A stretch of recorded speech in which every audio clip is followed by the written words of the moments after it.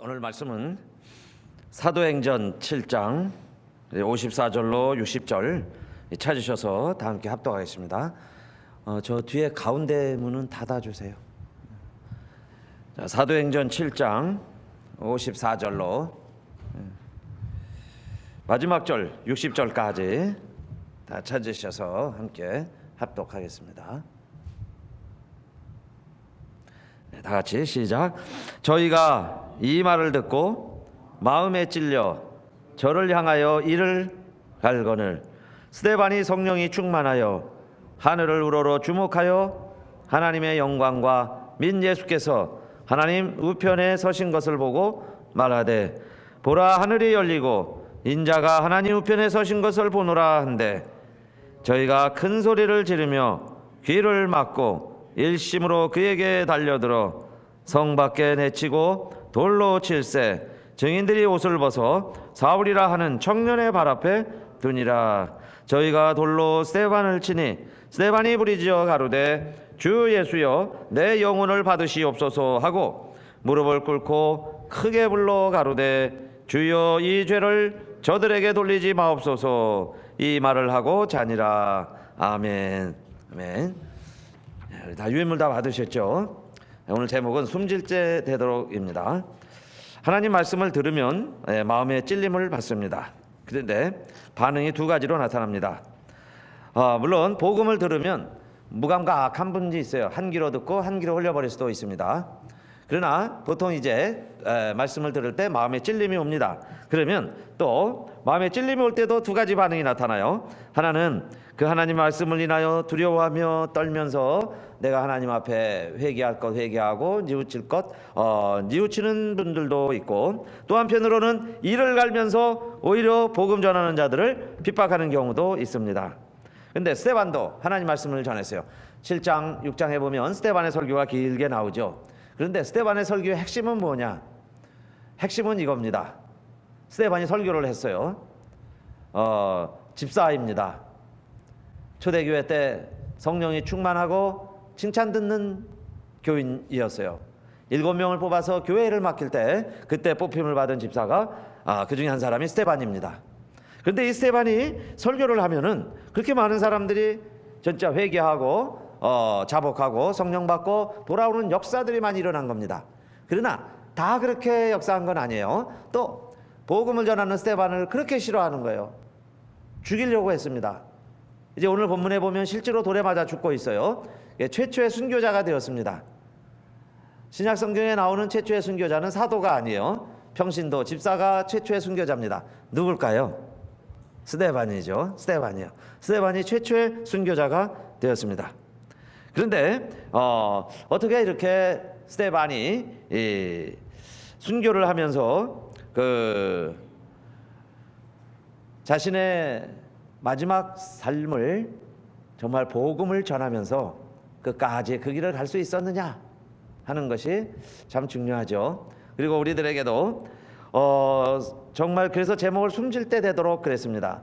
숨질 때 되도록 스데반처럼 그렇게 정말 복음을 전하며 말씀을 전하며 잔이라 그랬어요. 우리 성도의 삶은 죽음이 아니에요. 자는 겁니다. 잔다는 건 다시 깨는 걸 말하죠. 다시 일어납니다. 어디서 다시 깨날까요? 성도의 죽음은 스데반도 잔이라 그랬는데 잠드는 거예요. 이 세상에서 잠들었다가 천국에서 눈 뜨는 거죠. 오늘 저녁에 예배 끝나고 집에 돌아가시면 다 주무시겠죠.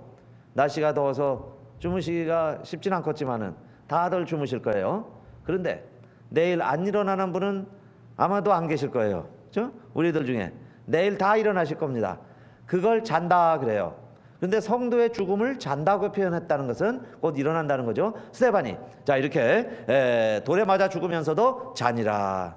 결국 주님이 깨우실 때까지 다시 죽을, 남들은 죽었다고 말하지만은 잠자는 상태로 어떻게 그렇게 믿음을, 신앙생활을, 자기의 삶을 잘 지켜낼 수 있었느냐 하는 겁니다. 첫째, 이 스데반은 믿음을 지켰다 그렇게 말씀드릴 수 있어요. 첫째, 무엇을 지켰습니까? 첫째, 무엇을 지켰어요? 믿음을 지켰다 그랬어요. 믿음이 뭐냐? 스데반이 오늘 7장 55절 보세요. 성령에 충만하여 하늘을 우러러 주목하여 하나님의 영광과 민 예수께서 하나님 우편에 서신 것을 보고 그랬어요. 자, 이 내용은 뭐냐면은 지금 스데반이 왜 돌에 맞아 죽을 정도로 듣는 사람들의 마음이 격동됐냐 하면 그 설교의 내용이 이것이었습니다. 설교의 내용이 너희들이 십자가에 매달아 죽인 예수를 하나님이 살리셨도다. 할렐루야. 우리 주님이 부활하신 줄로 믿습니다. 할렐루야. 더워서 그런가요? 안 믿어지시는 건 아닌데 우리 주님은 십자가에서 돌아가셨지만 하나님이 살리셨습니다. 할렐루야. 그래서 살아나셨어요. 그걸 설교하는데 유대인들이 싫어했습니다. 유대인들이 죽이려고 그러는 거예요. 왜 유대인들이 스데반을 죽이려고 그랬을까요? 왜 예수를 하나님이 살리셨다는데 그 이야기를 하는 스데반을 죽이려고 그랬을 것 같아요? 양심이 찔리니까. 왜냐하면 자기들이 다 예수를 죽이셔, 바라바를 놓아주셔, 예수가 신성모독 그 자신이 하나님이라고 그런 사람들이죠. 그렇게 해서 예수가 결국 십자가에 죽었는데 그는 죽어서 신성모독죄로 국가 반란죄로 아주 나쁜 극악무도한 범죄자로 계속 그렇게 치부돼야 되는데 그의 이름이 회복되고 그가 다시 살아나고 그가 진실로 하나님이었고 그가 이 땅에 참 생명이요 참 빛이었다고 그는 정말 부활했다고 그렇게 증거를 하니까 그를 죽이시오 한 사람들이 싫어지는 거예요. 그가 정말 살아나도 또 안 되겠죠. 그건 죽어야 되는데 그런 예수를 살아났다고 전할 뿐만 아니라 오늘 본문에 보니까 하나님의 영광의 보좌가 있고 그 보좌 우편에 예수께서 서서 계신 것을 나는 본다 이렇게 증거하니까 이 사람들이요 죽이려고 그러는 거예요. 스데반 너도 죽어라. 죽어야 되겠죠. 자기가 죽인 예수를 살아났다고 그러고 지금 살아있으면서 하나님 옆에 서 있는 것까지 본다고 이야기를 하니 그 이야기를 들을 때 55절이죠. 7장 전체가 설교니까 굉장히 긴 내용이에요. 그 중에 이제 하이라이트입니다. 결론에 도달한 거예요. 예수는 살아나시고 하나님 우편에 서 계신다. 그걸 내가 지금 보노라 하니까 7장 57절에 저희가 큰 소리를 지르며 귀를 막고 일심으로 그에게 달려들어 그래요. 이제 소리를 지르고 귀를 막고 달려들어서 성 밖에 내치고 돌로 쳐서 죽이고 스데반이 결국 죽게 되는 거죠. 순교하게 되는 겁니다. 자, 이것은 스데반이 끝까지 믿음을 지켰다. 왜 끝까지 믿음을 지켰다고 말씀드리냐면 우리의 믿음 생활은 선한 싸움을 싸우고 달려갈 길을 마치고 믿음을 지켰으니 바울이 그렇게 얘기를 했는데 그 믿음 생활을 하다가 많은 사람들이 파선하는 경우도 있어요. 믿음에 대해서 파선을 합니다. 그것을 디모데전서 1장 19절 믿음과 착한 양심을 가지라. 어떤 이들이 이 양심을 버렸고 그 믿음에 관하여는 파선하였느니라. 믿음을 저버리고 하나님을 등지고 예수를 버리고 제 길로 가는 사람들도 있어요. 그런 사람들을 믿음을 버렸다고 표현을 하는데 오늘 스데반은 그렇게 고난과 고통과 돌에 맞아 죽는 곤경을 당해도 그 믿음을 지켰다 하는 이야기입니다. 그 믿음을 버리면 믿음이 떨어지면 베드로에게도 주님이 예견하셨어요. 내가 떠나가면 내가 붙잡히면 고난을 당하면 그 길을 갈 때에 내가 나를 3번 부인하리라 그랬죠. 그래서 내가 믿음이 떨어지지 않기를 기도하였노니 그래요. 베드로에게도 시모나 시모나 그랬는데 이거는 베드로 이야기죠. 베드로도 믿음이 떨어지면 주님을 부인할 수 있어서 예수님도 그렇게 베드로의 믿음이 떨어지지 않기를 기도하였다 그랬습니다. 그러면 우리도 믿음을 끝까지 지키기 위해서는 어떻게 해야 되겠어요? 믿음을 지키는 방법, 다른 사람을 바라보지 말고 사람을 바라보지 말고 누구를 바라봐야 될까요? 믿음의 주요 온전케 하시는 이인 예수를 바라보자. 땅을 보지 말고 나에게 돌을 던지는 사람들을 바라보지 말고 하늘을 우러러 주님을 바라볼 때 우리도 믿음에 실족하지 아니하고 끝까지 믿음을 지키며 주님이 나를 보고 계시고 내가 주님 앞에 서 있는 것을 느끼면서 주님 앞에 가면서 잠들 수 있는, 그러니까 내 숨질 때 되도록 정말 우리가 믿음을 잘 지켜야 되겠는데, 그 믿음을 잘 지키는 비결의 첫 번째는 뭐냐? 사람을 바라보지 말고 세상을 바라보지 말고 믿음의 주요 또 온전케 하시는 이인 예수를 바라보시기를 바라겠습니다. 그러한 때에 우리가 실족하지 아니할 수 있다. 믿음에서 파선하지 아니할 수 있다. 그 이야기예요. 베드로가 무리를 걸어갈 때에도 주님을 바라보러 갈 때는 무리도 막 걸었어요. 그런데 뭘 보는 순간 풍덩하고 빠졌어요. 파도. 그렇죠? 파도를 바라보는 순간 빠지고 말았어요. 그러니까 내가 누굴 바라보느냐 하는 게 참 중요합니다. 그래서 여러분, 첫째, 우리 스데반처럼 땅을 쳐다보면 두려워요. 무서워요. 도망가고 싶어요. 그러나 하늘을 우러러보니까 바로 하나님이 계시고 주님이 옆에 서 계시다, 그 이야기예요. 보통은 여러분 다른 성경에 보면 우리 주님이 하나님 보좌가 있는데 어디 계실까요? 성경에는 전부 어떻게 기록하고 있냐면 보좌 오른쪽 우편에 어떻게 계신다 소개하고 있어요. 앉아 계실까요? 서 계실까요?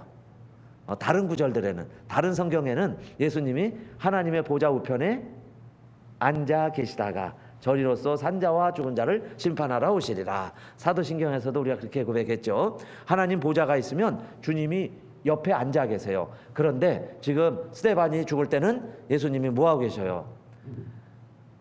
저는 그래서 서 계신 것을 보노라 그랬는데, 스데반이 죽을 때 예수님이 한 일이 하나도 없어요. 왜 스데반이 죽을 때 천사를 보내서 스데반을 왜 구출 안 해주셨느냐? 우리가 그렇게 질문할 수 있어요. 그런데 스데반은요, 첫 순교자입니다. 사실 순교의 피가 필요했어요. 순교할 때에 현장에 있었던 사람이 누구냐? 사울이에요. 사울이 청년이었을 때 그 현장을 진두지휘했고 같이 현장에 목격했고 아주 주인공 역할을 했던 겁니다. 사울이라고 하는 청년에게 그 옷도 갖다 줄 정도니까 사울이 이렇게 예수 믿는 사람 죽이는데 앞장섰어요. 그런데 이 사람이 변해서 바울이 되는 겁니다. 자, 그러면 스데반이 어떻게 보면 또 죽어야 하는 그 피가 필요했죠. 순교의 피가. 그래서 스데반이 죽는데 예수님이 나서서 막을 수는 없어요. 하나님의 뜻을 거스리게 되잖아요. 또 그러니까 저는 그렇게 생각이 들어요. 왜 이러셨었을까? 스데반이 순교당하는데 주님이 가려고 막 가고 싶어서 막 일어나가지고 말리고 싶어서 앉아 계실 수가 없는 거죠. 여러분 다른 성경 다 읽어보세요. 하나님 보좌 우편에 앉아 계신 걸로 소개되어 있는데 스데반 때만은 옆에 서 계세요. 안절부절하시는 모습 같이 보였어요. 제가 읽을 때는. 그런데 스데반은 그런 위기 상황에서도 믿음을 끝까지 지킬 수 있었는데, 믿음을 지킬 수 있었던 것은 그 바로 주님을 보았다. 서 계신 주님을 본 거예요. 앉아 계신 주님도 아니에요. 서 계신 주님을 보면서 스데반이 내 갈 길을 계속 갈 수 있었어요. 사랑하는 성도님들, 저와 여러분도요, 주님 바라보시고 믿음 끝까지 지키시기를 축원합니다. 다른 것 바라보면 실족할 수 있어요. 물에 빠질 수 있어요. 두려워요. 주님 바라볼 때 믿음을 지킬 수 있다는 이야기입니다. 자, 그 다음에 두 번째, 스데반이 어떻게 그렇게 끝까지 그 길을 갈 수 있었느냐? 소망을 지켰습니다. 사도행전 7장 59절 다 같이요. 시작. 저희가 돌로 스데반을 치니 스데반이 부르짖어 가로되 주 예수여 내 영혼을 받으시옵소서. 내 영혼을 받으시옵소서. 이것은 여러분 무슨 기도와 비슷합니까? 무슨 기도가 생각나세요? 우리 주님도 십자가에서 7마디 기도를 하시죠. 7번째 기도 중에 누가복음 23장 46절 예수께서 큰 소리로 불러 가라사대 아버지여 내 영혼을 아버지 손에 부탁하나이다 하고 이 말씀을 하신 후 운명하시다 그랬죠. 우리 주님도 내 영혼을 아버지 손에 맡기나이다 이렇게 하고 돌아가세요. 그런데 예수님이 평소에 하신 말씀이 있었어요. 왜 돌아가실 때 영혼을 아버지 손에 맡길까요? 영혼은 아버지의 것이기 때문에. 육체는 세상 사람들이 죽일 수 있어요. 예수님을 십자가에 매달아 죽였습니다. 육체는 죽일 수 있지만 영혼은, 우리의 육신을 죽이는 사람들이 영혼은 멸할 수가 없어요. 우리의 영혼은 하나님의 것이고 우리의 생명은 하나님의 것이고 하나님으로부터 온 줄로 믿습니다. 그래서 이 영혼을 아버지께 맡겨드리는 거예요. 아버지여 내 영혼을 맡아주시옵소서. 이것은 스데반의 기도였고 주님의 기도였어요. 저와 여러분의 기도가 되시기를 바라겠습니다. 평소에요, 연습이 필요해요. 훈련이 필요합니다. 그러면 위기 상황이 왔을 때 안절부절하고 당황하게 될 때 평소에 훈련한 대로 무의식적으로 행동하게 돼 있어요. 그런 재난 훈련들을 많이 받는 거죠. 그래서 여러분, 우리도 마찬가지예요. 내가 운명하게 될 때 내 의식이 흐려질 수 있어요. 그럴 때 어떻게 기도해야 될까? 우왕좌왕하면 안 되겠죠. 항상 이렇게 기도하세요. 아버지여, 내 영혼을 아버지 손에 부탁하나이다. 그러면요, 악한 사탄 마귀 귀신들이 왔다가 일거 글로 도망가리라고 믿습니다. 내 영혼을 맡겨야죠. 내 영혼을 맡길 때가 있어야 돼요. 그건 뭐냐? 소망을 끝까지 잃지 않았다는 이야기예요. 우리의 소망이 있습니다. 여러분, 저와 여러분은 천국 시민이에요. 천국 백성이에요. 아버지의 나라의 주인공들입니다. 왜냐? 아버지 예수 그리스도 영접하고 하나님의 자녀가 됐기 때문에 그런 우리들을 하나님이 절대 포기하지 않죠. 지금 윈비어 청년이 북한에 억류됐다가 무의식 상태로 왔다가 그만 죽고 말았어요. 지금 뭐 잠잠한 것 같아도 미국 정부가요, 뭐 가만히 있지는 않겠죠. 내 백성을, 미국 국민이, 미국이란 나라는 내 국민 하나 그렇게 보호하는 것으로 한 명 구출하기 위해서 10명 희생할 각오하고 보내는 나라, 국가 정신이니까. 그래서 아마 어떤 조치가 있을 것 같죠. 그런데 여러분, 하나님의 나라에서 우리 하나님도 하나님의 자녀들을 결코 포기하지 않으시기 때문에 저와 여러분이 혹시 사실은 순교한다면 영광이죠. 순교할 수 있다면 영광이에요. 그러나 저와 여러분 뭐 쉽게 순교 안 할 겁니다. 하나님이 뭐 그렇게 모진 고난 주실 것 같지는 않아요. 그저 그냥 찻장의 폭풍처럼 왔다 갈 정도, 하룻밤 자고 나면 잠들 시들어버릴 그런 정도의 어려움만 주시지 그렇게 뭐 큰 고난 주시지 않을 거예요. 그런데 만약에 여러분 정말 우리를 죽이겠다고 핍박을 하고 우리의 몸을 죽이겠다고 그렇게 핍박을 하고 협박을 하고 한다 할지라도 여러분의 믿음을 지키시기를 바라겠습니다. 그 믿음을 지킬 수 있는 두 번째 비결이 하나 있어요. 다른 소망 가지고는 견뎌낼 수가 없을 거예요. 그러나 우리의 영혼은 하나님의 것이다. 저 사람들이 우리의 육체는 죽여도 내 영혼은 죽이지 못한다. 내가 육신의 평안 때문에 주님 부인했다가 내 영혼까지 지옥까지 않게 해주세요. 이 소망이 있다면은 우리가 우리의 신앙을 끝까지 지킬 수 있다. 그 말씀이에요. 영혼이 더 두려운 거죠. 영혼을 멸하는 자가 더 두려운 거예요. 그게 우리 예수님의 말씀입니다. 그리고 이 육신은 어떻게 될까요? 아까 서두에 말씀드린 것처럼 우리는 한 번 죽어요. 한 번 죽는 것은 잠자는 것이다 그랬습니다. 여러분 오늘 주무시고 내일 안 일어나지 마세요. 내일 아침 다 일어날 겁니다. 그렇죠? 다 일어나실 거예요. 새벽에 나오실 분들은 나오시고 또 우리 잘 또 다음 날도 일어나셨다가 우리 토요일 새가족 환영회 때도 보시고 또 주일날 또 봐야죠. 그럼 저녁엔 다 주무실 거예요. 그러면 아침엔 다 일어난다 이겁니다. 이와 마찬가지로 우리 주님이 우리를 다시 다 깨우실 때까지 육신을 멸하는 자는 그 육신만 죽이는 거예요. 그래서 우리는 다시 일어날 거니까 그런 사람들을 두려워할 필요가 없고 영혼을 멸하는 자, 영혼을 지옥에 보낼 수 있는 자, 영혼을 멸하는 자가 있다면 두려워해야죠. 그런데 하나님 아버지에게 내 영혼이 맡겨 있기 때문에 여러분 이 세상에 어떤 누구도 하나님보다 큰 자가 없어요. 내 아버지의 손에서 우리의 영혼을 빼앗을 자는 아무도 없는 줄 믿으시기를 바라겠습니다. 그 소망이 있다면 믿음을 지키시자 그 말씀이에요. 왜 믿음을 저버리는가? 믿음을 끝까지 지킬 때 그는 소망을 지키는 자요. 소망을 지키는 자는 끝까지 믿음을 지킬 수 있는 권세와 능력을 갖게 된다 그 말씀입니다. 그래서 예수 안에서 죽는 자들은 잠잔다 그랬어요. 잠자는 것이다. 그래서 세상이 아무리 우리를 핍박하고 유혹한다 할지라도 초대교회 때 보세요. 사자굴에 집어넣고 불기둥을 만들고 톱으로 켜고 그랬죠. 몽둥이로 돌로 때리고 그래도 믿음을 지킬 수 있었던 것은 부활의 소망이 있었기 때문이다 그 이야기입니다. 자, 그 다음에 세 번째로 이 스데반은 또 끝까지 지킨 게 하나 더 있어요. 무엇을 지켰느냐? 사랑을 지켰습니다. 사랑을 지켰다는 것을 어떻게 할 수 있느냐? 사도행전 7장 60절 무릎을 꿇고 크게 불러 가로되 주여 이 죄를 저들에게 돌리지 마옵소서 이 말을 하고 자니라 그랬습니다. 저들을 용서하여 주소서 하는 거예요.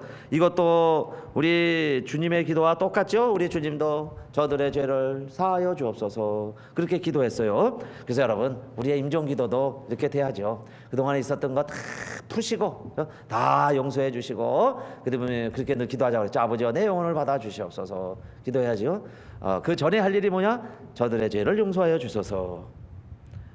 원수도 사랑하고 핍박하는 자를 위해서도 기도할 때 하나님의 아들이 된다 그랬습니다.